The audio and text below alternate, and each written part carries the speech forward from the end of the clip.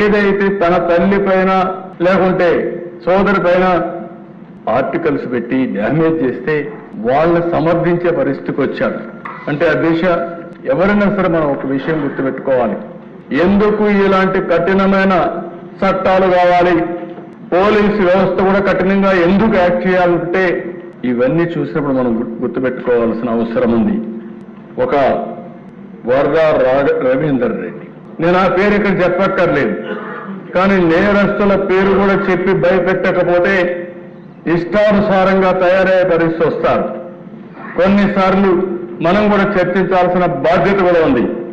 అతని మీద వైఎస్ఆర్కు పుట్టిన బిడ్డ కాదు, వైఎస్ విజయమ్మ బిడ్డ మాత్రమే. ఇంకా ఉండేటిని చెప్పలేని దిశ ఏం చెప్పాలో నాకైతే అర్థం కాదు. అది నా నోటితో నేను చెప్పే విషయాలు కాదు, ఉచ్చరించడానికి కూడా ఈ అసెంబ్లీలో మంచిది కాదు ఎలాంటి ఆర్టికల్ అధ్యక్ష. అలాంటివన్నీ నిన్న మాట్లాడుతూ అతని పేరుతో వేరే వాళ్ళు పెట్టారని చెప్తారా మీరు? ఒక నాయకుడు బాధ్యత ఇది అంటే ఇంకా వెనకేసుకొస్తున్నావు.